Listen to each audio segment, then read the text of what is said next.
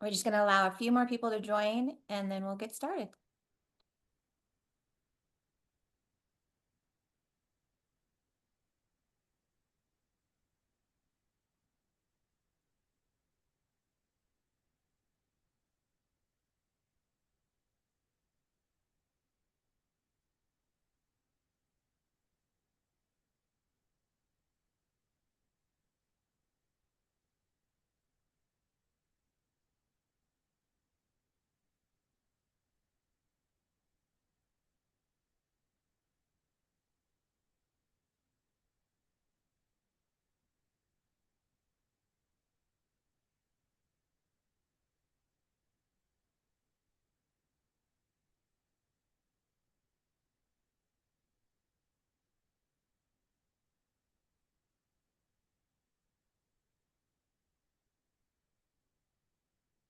Okay.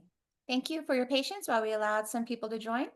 Hello, everyone. We really appreciate you joining us today and welcome to the Sage Intacct 2025 R4 webinar presented by Cross Country.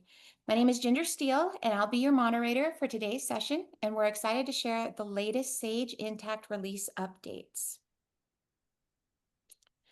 Before we dive in, a few quick notes. All attendees will be unmuted throughout the presentation.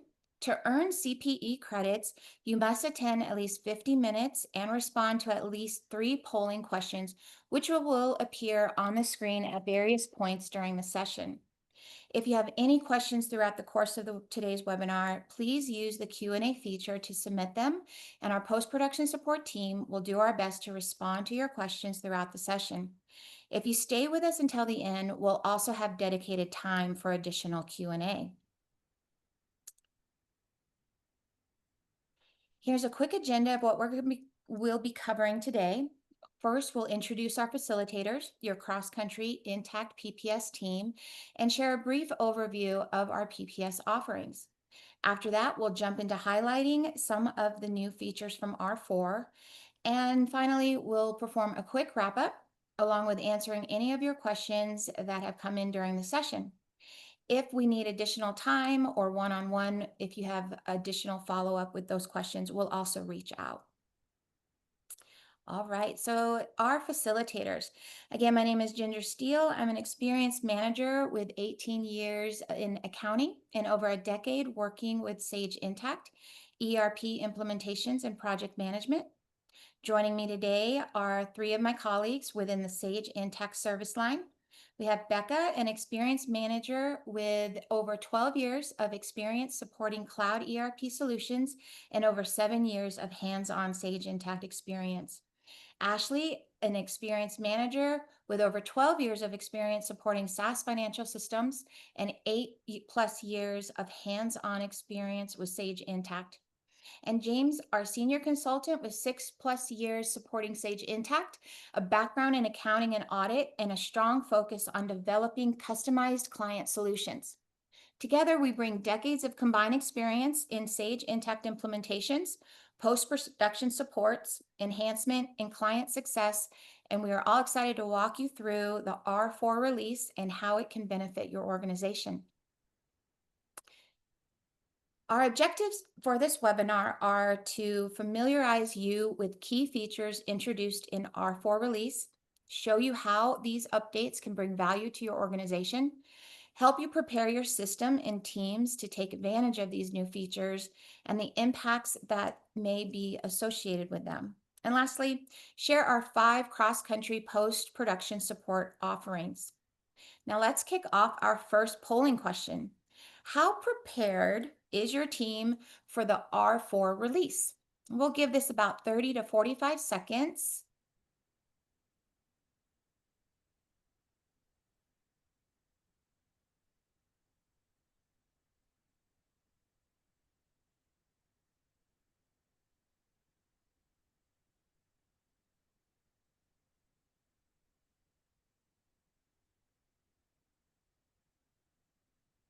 Okay.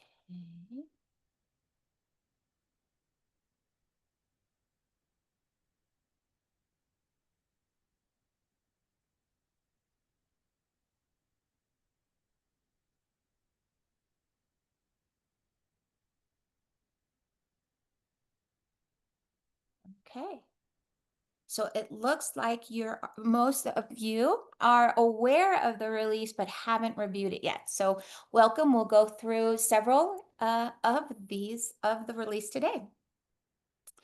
Let's see. So our next slide, we are going to review our post-production support. So this highlights our key offerings, and that covers everything from day-to-day operational assistance to enhancement support and more.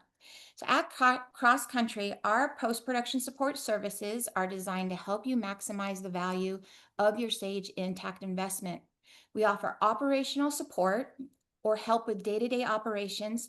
This could be error troubleshooting or general questions with product functionality, optimization and enhancements, where we can help you optimize processes or implement new modules, release management, such as this release webinar, but we can also tailor it and provide a more detailed approach and personalized insight on how new features can benefit your organization.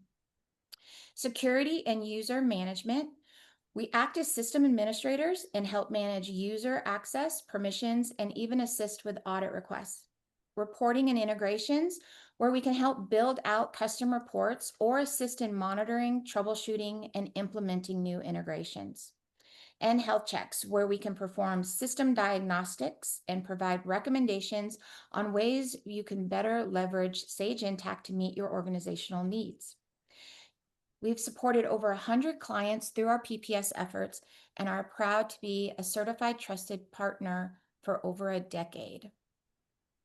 And so just to summarize the offerings at Cross Country again, your operational support, enhancement projects, system health checks, integration, and release management.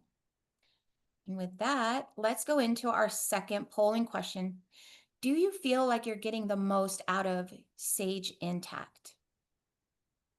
And again, we'll leave about 45 seconds for you to go ahead and answer.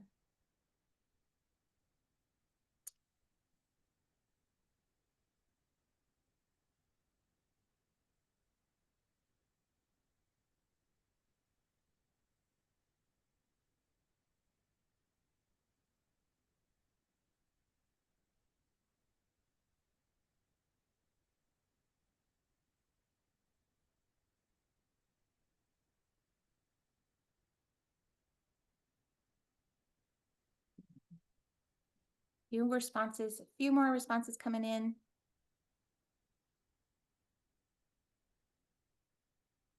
Okay. So there's somewhat, but room for improvement. So you are in the right place. Thank you for joining, and hopefully we can help you with that. Okay. So now I will pass it on to James, and he will start us off on the release update. Awesome. Thank you, Ginger. Let me just go ahead and share my screen quick.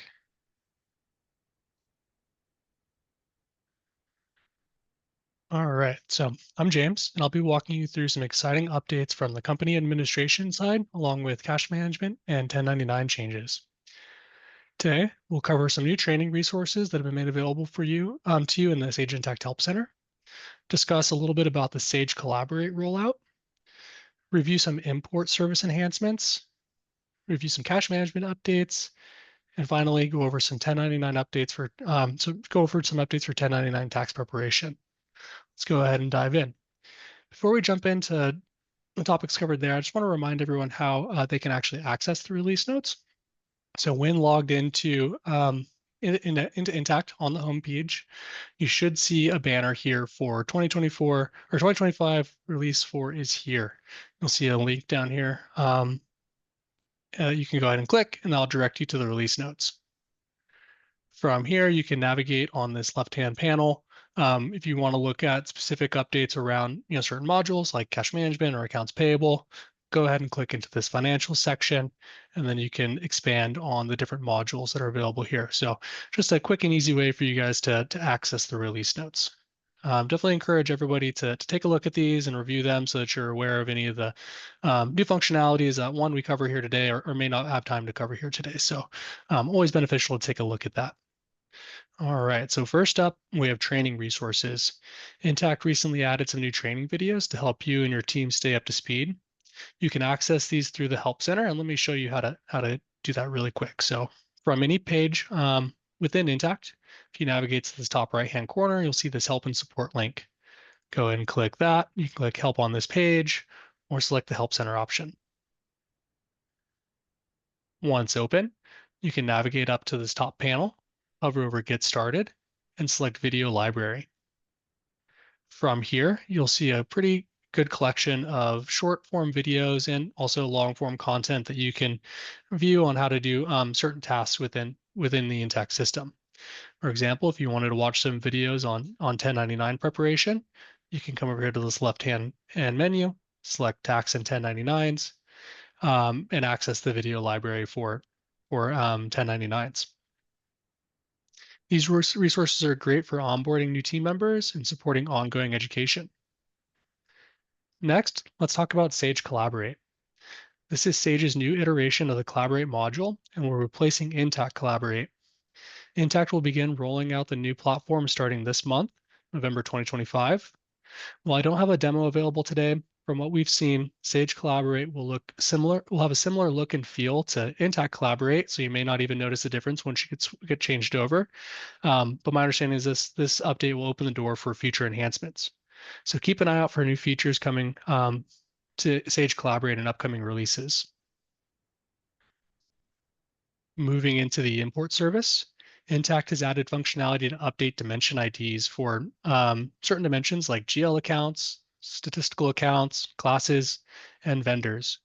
One thing to note about vendor ID updates, though, is that those are still in a limited beta phase, so they may not be available to everyone unless you're part of that early adopter program.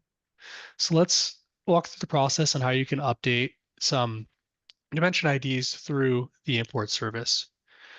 We'll go ahead and just update some classes. So if we go to the company module, and let's just take a look at our class list here. We can see with looking at this class list that we went from 500 to 700. So it looks like we skipped a sequence here when creating this enterprise class ID. We want to make sure that we can switch that down to 600 to use the correct or desired class ID number. We can do that now through the new import service.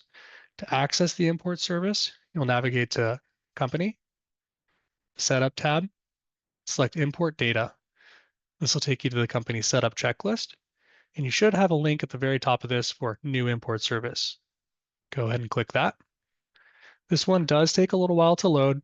In my experience, it's been taking about 30 seconds to a minute to open up the new import service. Once there, you can see the different options that are available for import. So within the company module, you can update classes, contracts, which is a new one and is currently in open beta, departments, locations, work in process scheduling for projects. You have some options for fixed asset management and also within the general ledger and inventory control modules. For dimensions that you can update the IDs for, you'll notice that the update link here is a little bit different. You have update, and then if you hover over it, you also have update ID. So you could start off by downloading the template by clicking this template link, and I'll go ahead and download the template. These templates are pretty straightforward, not a lot to them, right? ID, name, description, status, and parent ID for the class import. One thing to note is that if you are looking to update the ID field, it will require that you provide a record number. So you can go ahead and just add a header here for record number. To actually get the record number for your classes or other dimensions, you can typically do that by creating a custom view. So let's go ahead and navigate back to that class dimension listing. From here, where it's setting up this all view, you see record number is not an option. You can go ahead and create a custom view by selecting this Manage Views dropdown, select Create New View. From here, you can select the different fields that you want to include within that view, organize the columns, name the view, and save. Go ahead and exit out of this since I already have a view created. Once you've saved your new view, you'll have to then navigate to this top left-hand side, select this All dropdown, and then go ahead and select your new view that you created. From here, we can now see the class number for this class that we want to update the ID for is 6. So at that point, we would just populate 6 within that record number column for this row. From there, once that import file is prepared, you can navigate back to the new import service, select Update, Update ID, choose your file. Then from here, Intacct will go ahead and extract the data from the file. The next step will now be to map your headers. The import service does a pretty good job of, mapping the headers automatically for you, right? ID, map to class ID, name, map to class name, and record number to record number. But it's always good practice to just double check these to make sure that the headers align with what the fields are in Intacct. Once you've validated that, go ahead and select Continue.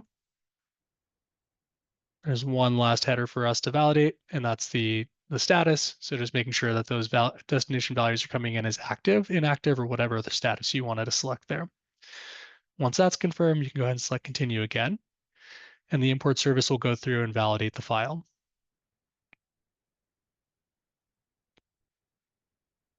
What's nice about this new import service is that it has real-time error handling. So if this file had any errors associated with it, they would pop up here. It would identify which field that error is related to, give you the error message, and then you also have the chance to come in here and make any changes, right? So you click into these cells, if there's an error, make the necessary update, and then move on instead of having to, update your file and re-import.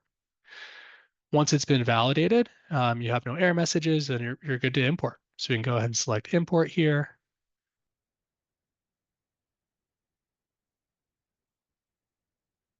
Go ahead and process, and now we're good. Had a successful import. We navigate back to our class list. We can refresh and see that the class ID for enterprise is updated from 700 to 600. Intacct is constantly adding new import functionalities with each release. So if you're interested in getting early access to some of these new import options, like the vendor ID change, feel free to reach out to us and we can assist in getting you access to the early adopter program.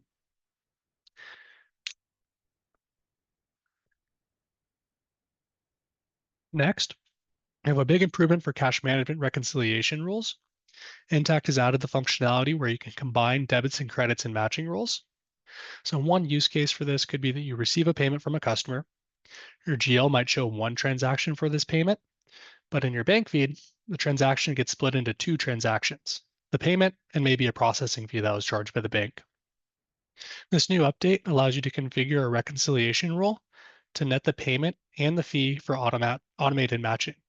Let's take a look at how to configure this in a new rule.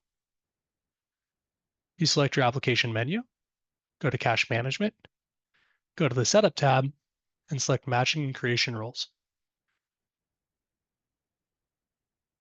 From here, we can select to create a new rule. You can select your rule type, match, or create rule. We'll go ahead and go with a match rule for this one. Enter your ID and name, potentially a description, any filters that you may want to add. But what we want to look at for this new feature is down here at the bottom within the matching conditions. So within the matching conditions for a bank transaction field and for the Intacct transaction field, you'll notice within the dropdown, there's a new option for amount, combine debits and credits. So, as noted, this can combine two in both a withdrawal and a deposit into the same transaction for matching. So you can go and select that from the bank side, select an operator for equals, and then maybe we want to match it to just the amount, a single transaction on the Intacct side. So we would select amount there. One key thing that you'll want to make sure that you ensure you set up in the rules when you're doing combined debits and credits is this group transactions by section here. So in this instance, maybe that bank transaction that is split into a payment and a fee has the same posting date and the same document number. What this will do is look at all transactions within the bank feed that share a document number and a posting date, and then combine them and look for a corresponding transaction in the same amount on the Intacct side. So hopefully this can help you save some time with your bank reconciliations and improve accuracy within those reconciliations as well. As you guys go out and start setting this up, if you run into any issues or have any questions, always feel free to reach out. Finally, let's go over some 1099 tax updates. For golden share parachute payments, the IRS has moved these from 1099 NEC Box 14 to 1099 NEC Box 3. So just make sure that your reporting has been updated to reflect this change. If you need help making any changes to, assigned boxes on your vendors or values that are assigned to those reporting boxes, always feel free to reach out. Intacct has also updated how entity addresses are printed on 1099s, specifically for companies that are set to issue separate 1099s by entity. So each entity will now need to have an entity contact assigned with an address in order for it to print on the 1099 forms. I'll go ahead and show you quickly where that's set up. So if you navigate to the application menu, select company, and then select entities, and go ahead and view any one of these entities. And then within this contact section, you'll see there's an option for entity ship to. So this would be your entity contact. We can see this entity does not have a contact associated with it. So let's go ahead and edit. Within the entity dropdown, select the contact that you want. We'll just select this top one for now. And then on top of that, this entity will, or this contact will also need to have an address associated with it. We can figure out that out by selecting the dropdown, selecting view to look at the contact record, moving to the mailing information tab, and we can see that an address has been populated here. And this is the address that will now print on this entity's Form 1099s. As you begin to prep for your 1099 filing, don't forget that Intacct has a number of resources available in the Help Center for 1099s, including videos within the video library I highlighted earlier. As for other resources, you can find those within the Help Center. You navigate to the Help Center right on any page in Intacct, select the Help and Support link, select Help on this page or Help Center. From there, along this top section here, there's a taxes option.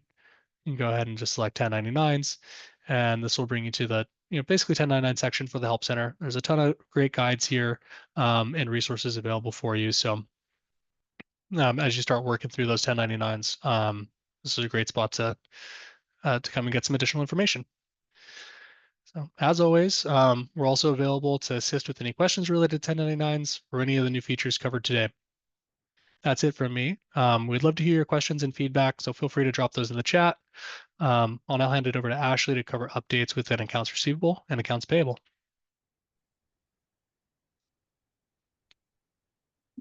Thanks so much, James.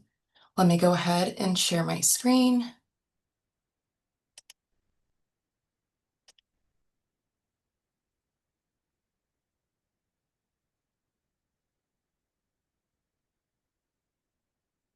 Hi, everyone. I'm Ashley. I'm really glad you could join us today for our Release 4 webinar. I'll be walking you through the updates in accounts payable, AP automation for both AP and purchasing, and accounts receivable. First up, in accounts payable, we now have more filtering flexibility when running the AP ledger report. Can you, just to verify, you guys can see my Sage Intacct screen, right? Yep. Okay, thank you. This enhancement mirrors what's already available for the vendor aging report, and it gives you more control when refining your report data to focus on specific vendors. So now that means you can run the AP ledger report for multiple vendors at once instead of generating reports one by one or manually editing large Excel reports. You can also select individual vendors or even define custom vendor groups based on geography, maybe an industry, or even payment terms. So this allows for more targeted and relevant reporting, and it helps reduce time spent preparing reports by eliminating repetitive steps. And so let's go ahead and navigate to accounts payable, the All tab, and go to the AP ledger. And now under the vendor selection, you'll now see I can filter by multiple vendors. So if I went ahead and select vendors, I can either do arrange,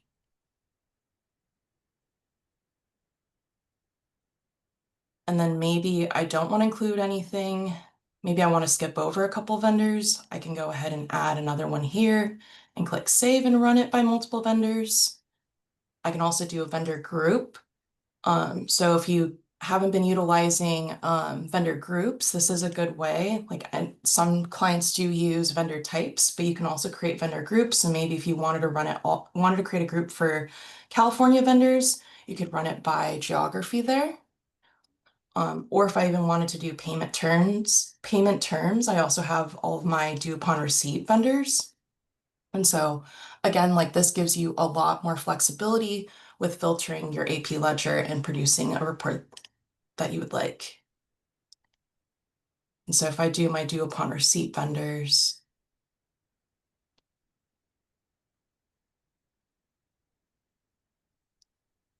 I don't have anything to do with this month yet, so that's good.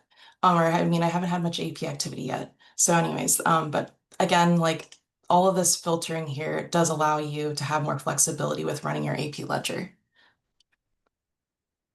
Next, in accounts payable, you can now configure the generation of unique payment IDs for AP advances. This unique ID makes it much easier to reference and trace AP advances in lists and reports. And so if we navigate to accounts payable and go to the setup tab and configuration, and if we scroll down to the document sequencing section, you'll now see a document sequence available for advances. And so if we go ahead and choose, I already went ahead and populated them myself, but you would just go ahead and choose add to create a new document sequence, or if you already have an existing one like I do, you can go ahead and select that. But I'll go ahead and just click view on this accounts payable advances that I created. And you'll see, again, you have the flexibility of customizing this document sequence here for you. If I go ahead and click done and save my configuration, Intacct will now generate payment IDs for new advances as you post them. So if we go ahead and just navigate to our advances here, I'm going to include private. You'll see I had an AP advance already in the system back in April, but it doesn't have a payment ID. But anything that I created since after the release occurred, now I have these payment IDs here. And so you'll see the payment ID in the following standard reports: in the check register and the AP ledger under the document number column, and in the AP aging report under the bill column. Now, with these two advances here, I did have a check number, so that did, when I run my report, let's go ahead and do the AP ledger.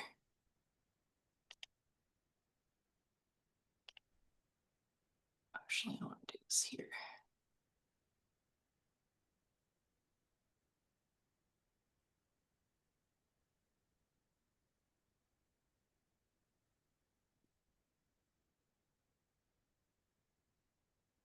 I had created two advances, two that were both for checks, but I did have a check number assigned, so it went ahead and assigned that.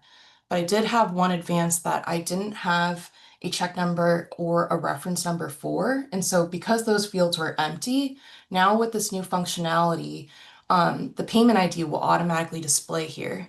And so that'll make it easier for you to match payments when you're reconciling. Now let's move to AP automation. This applies whether you're already using automation for AP or purchasing, or even if you're considering it in the near future. So in the last release in R3, Sage Intacct introduced a new email domain, which was at aisage.com. That enhances the automation experience with smarter, more flexible email capabilities. And so this new email domain supports several highly requested features, including auto forwarding rules, which save time by automatically forwarding your emails instead of doing it manually. It also has bounce back notifications, so you'll get notified when any documents fail to process, so that way you can stay on top of your transactions and also communicate proactively with your vendors. It also includes expanded file format support. So if you have any attachments embedded in the email body, that can now be extracted for processing. Transactions that are written directly in the email body as text are also now supported, and HEIC image files from iPhones are also now supported. So Before you can even take advantage of these new capabilities, you'll need to verify that your automation email address ends in @ai.sage.com. So if we go to accounts payable in the setup tab and look at configuration, we're going to scroll down to our bill automation settings right here. And if we click configure next to email services, you'll notice if you have a bunch of entities, each entity will have that mailbox that's assigned to it. So once your address ends in @aisage.com, Intacct will begin sending those enhanced notifications automatically, and you'll also be able to leverage the features. If your current automation address still ends at sagemail.com, please log a PPS ticket with us so that way we can coordinate with Sage Intacct support to get you transitioned over to the new email domain.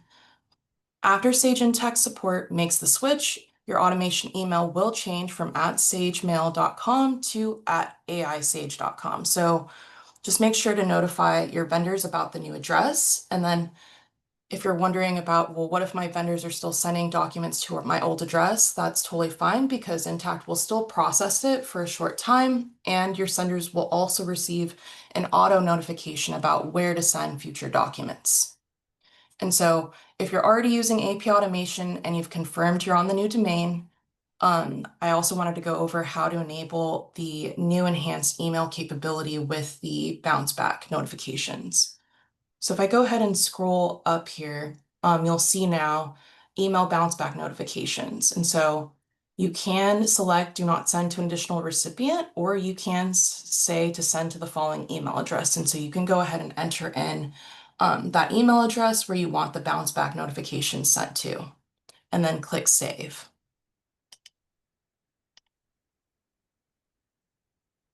Now let's move over to accounts receivable. There's a nice enhancement here. You now have new transaction options when running open item customer statements. So if we go ahead and go to accounts receivable, printer email statements, you'll now notice down here under the filter section some 3 different transaction options and some more checkboxes down below here. So these new options give you more control and flexibility into which transactions appear in your customer statements. So now you can choose to show all transactions. You can now show open invoices and credits, or just show open invoices. And these options provide more clarity and flexibility so that way you can tailor your statements to show just what you need without even previewing them. And so I'm going to go ahead and just filter this by current quarter to date. And I already set it up for one of my customers, Nirvana. And then I'm going to, let's just do show all transactions for now. And then I'm going to go ahead and click view. If I go ahead and preview that, I will get a statement that's produced where it's showing me everything that I want in my statement. And just a couple things to note. This feature, or this enhancement rather, isn't supported yet for balance forward statement types. And then to use the show all but reversed payments or show customers with no balance of activity occurred, you'll always want to make sure you do show all transactions. I'll just showcase right now, like if I do show open invoice and credits, this gets grayed out. Same with show open invoices. So just make sure you show all transactions if you want to show all but reversed, or even show customers with no balance. That wraps up my portion of today's demo. Thank you all for following along, and I'll go ahead and pass over to Becca to walk through her section. Thank you. Thanks, Ashley. Hi, everyone. My name is Becca, and today I will be going through the enhancements related to the fixed asset management and general ledger modules. First, I'll start with the Sage fixed asset management enhancements this quarter. Pull up Intacct here.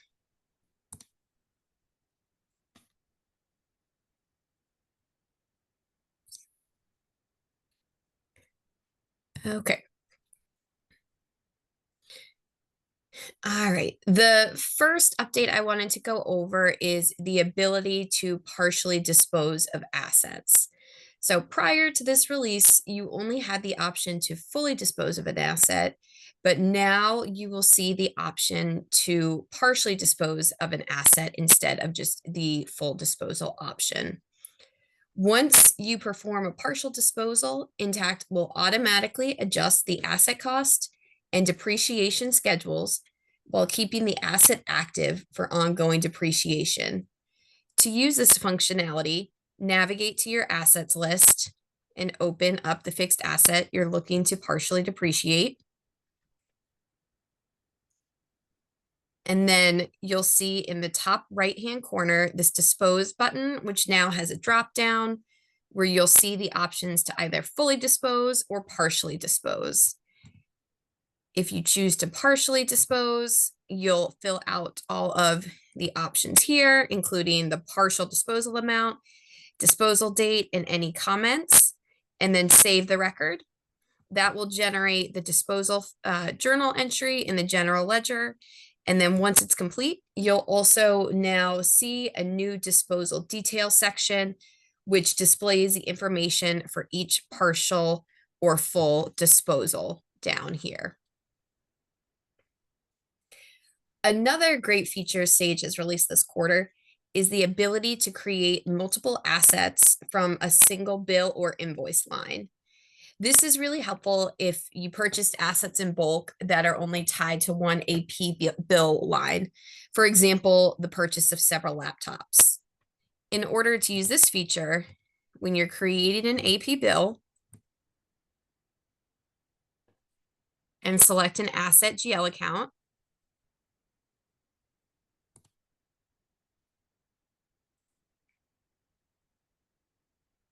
when you go to the show details section to fill out the fixed asset management details, you'll now see a new option here to create multiple fixed assets. Oops. Computer is moving a little funny today.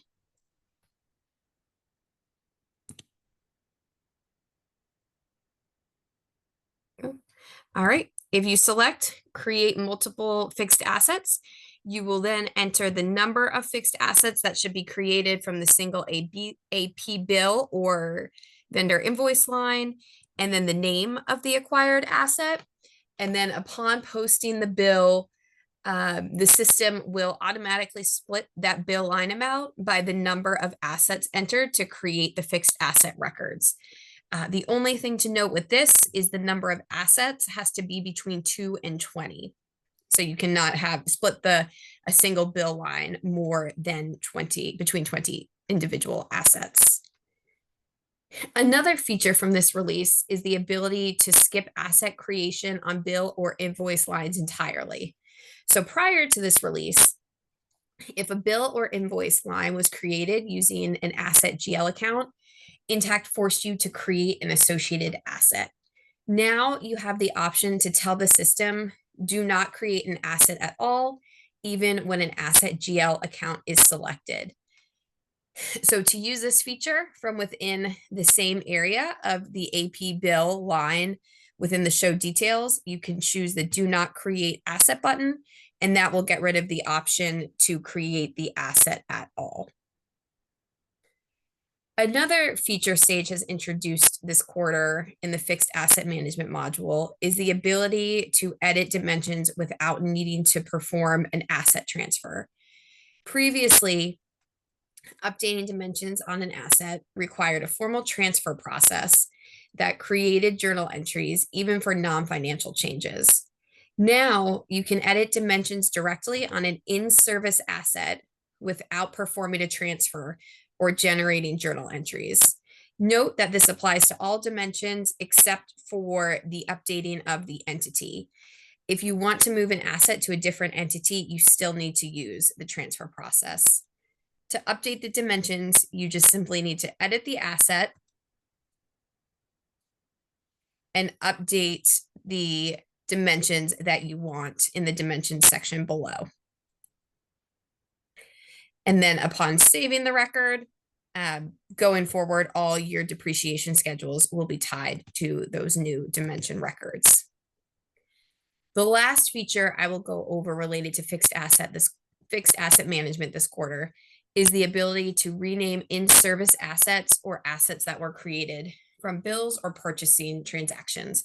So prior to this release, you could not rename any assets once they were in service. Now, again, simply just edit the asset and you'll see the asset name field is now editable. You can edit that to whatever you need it to be and save the record, and that will update the asset name for you. The next application we'll take a look at is the general ledger.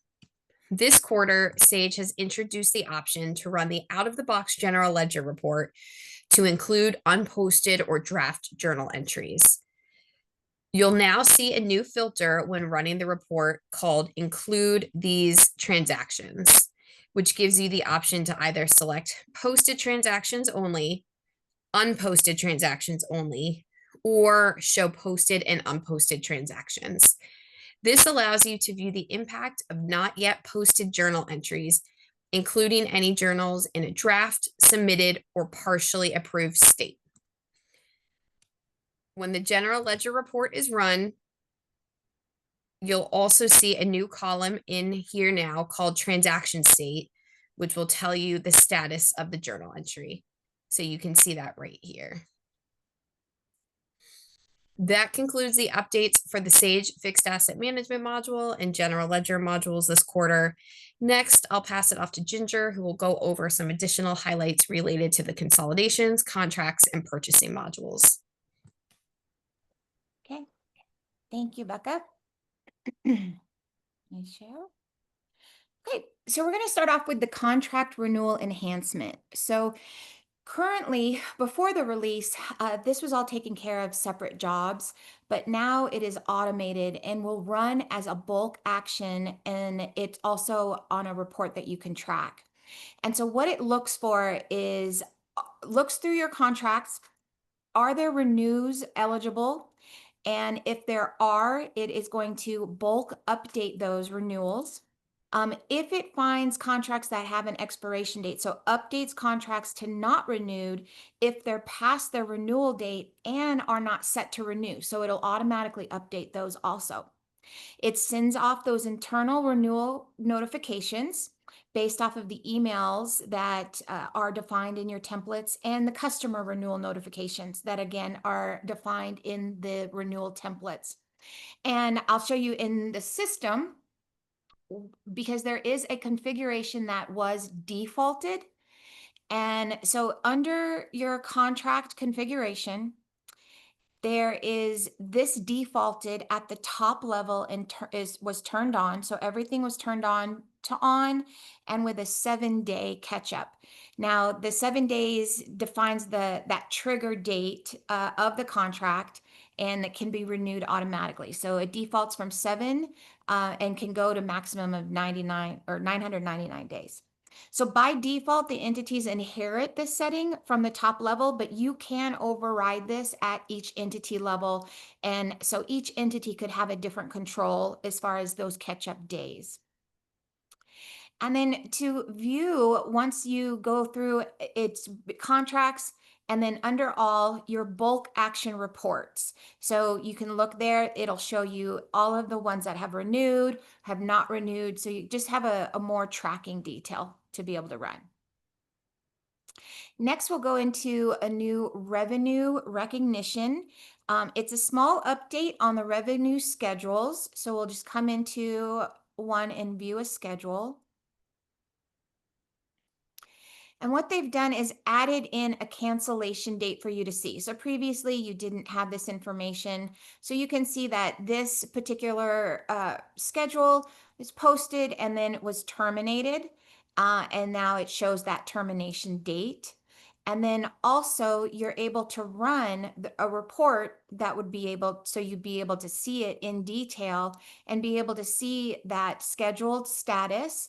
And then now also the cancellation dates. So these are two new or this one's a new column on the contract schedule itself, revenue schedule, and then on the report. Now to run that report, you have your deferred revenue, your detail report, and that's where that information is coming from. Okay, so going back, the next thing in purchasing, we're going to start here, but as far as the match tolerance, they now have a summary, an exception summary that you can view. So if you're not utilizing match tolerances in purchasing, it is a great way to calculate and be able to visualize the differences between what you order, what you receive, or what your bill it comes in at the final step. So it is a configuration. Now I'll show you the match tolerances in the system as far as setup. So under purchasing, when you go to configure, you would enable match tolerances. You provided a GL account, the definitions of which ones you want to compare against, and your tolerance percentages. Now, this is obviously something that's already out. It's available to you. But the new piece that has come out in R4 is an exception. So when you go to purchasing, view all transactions, you can see in the state that this particular purchase receiver has an exception. So you can click on this exception. It'll open up the transactions. And then now I can see down here. So this is what's new, being able to see this exception summary, which opens up and it'll tell you the transaction, the purchase order what the original purchase was, and then now what it was received at. Typically, this may be a vendor bill or a packing slip with the receiver that you would have, but then you can see your tolerance. And then as you go through, just as regular in match tolerances, you're able to approve, override, fix, but it'll stay here until you determine what exactly it is that you would like to do with it. If you don't have match tolerances on, have any questions, please let us know if you're interested. Again, match tolerances has been available, and it's just that exception summary that is new in R4. Additionally, with R4 is that they are continuing the early adopter program for line level matching. Now, this is the enhancements that come with AP automation with purchasing. Currently, it matches at the header level, but now with the early adopter program, you can experience the line level. The new R4 updates is viewing exceptions at the line entries and being able to add lines from a source transaction. So maybe it didn't pull in all of your transactions and you'd like to add a new line. So that is now a functionality. It does increase the accuracy of transaction data by using the vendor document as the source of truth. And it also flags discrepancies in the quantity or price between your automated transaction and your source transaction. So as an example, maybe you're pushing in your vendor bill. It's going to see and look for that PO, match it, and find out those discrepancies. Just like with the match tolerances that we just did, it's similar in the AP automation with purchasing piece. So again, it is an early adopter. Early adopter for the AP automation is not available in Sandbox for you to review. It is alive. So if you are using AP automation, do you have purchasing and would like to be part of that early adopter program, please reach out, let us know, and we can get you in contact with the product manager. The next piece, now the advanced ownership consolidation, I want to state that there is a lot of detail in the advanced ownership consolidation piece, more than what we would be able to have in a webinar. We're already at time. So I just want to do the high level is that now it does have the ability to have the equity consolidation method along with it. So again, if you're using advanced ownership consolidation, now this supports it.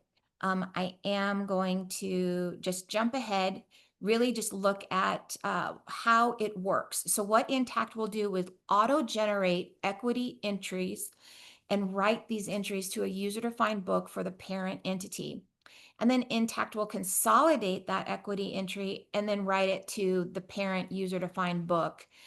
If you're using affiliate entity dimensions, Intacct tags those subsidiary source entity with that affiliate entity. So you can see here in this example, E401 has a net income of 100,000.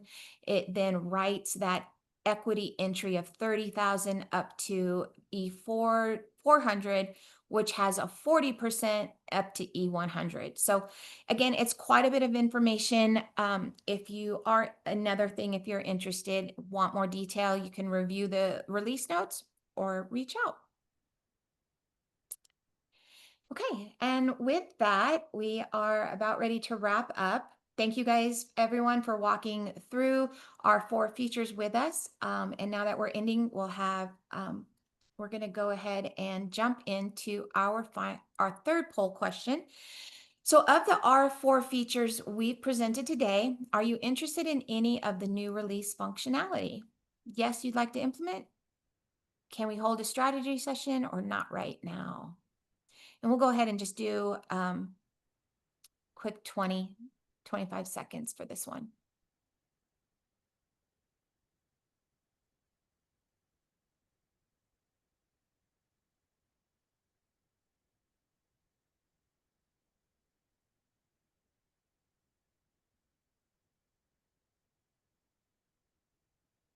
Okay. A few. Yes, you'd like to implement. So great. That is awesome. Okay. And then, so some key takeaways. You've learned about the R4 features in core and advanced modules, gain an understanding of how these release features can impact your workflow. And we're reminded that you can always reach out to Cross Country team for any support with release management. You can always reach out through the hub and submit a ticket if you have any questions. Reach out to your client manager. And then we have our last poll question. When was the last time that your organization conducted a health check or regression testing? 1 to 12 months ago, over a year, or never, not sure?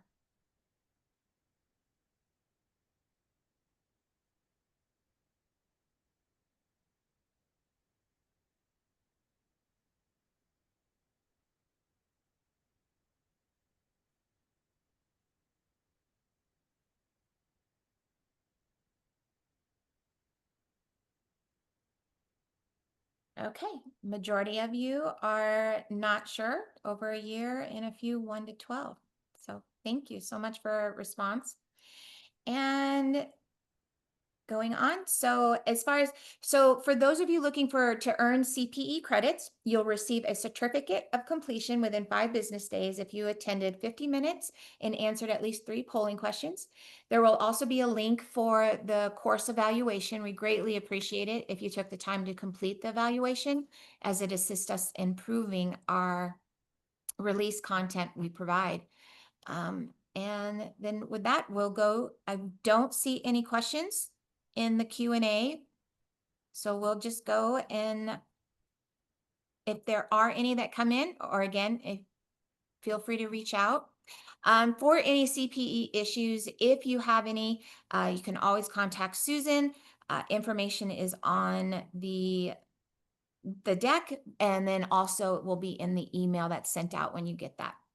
Again, thank you so much for joining us today. We really appreciate you taking your time and look forward to helping you make the most of the R4 release. Have a great day.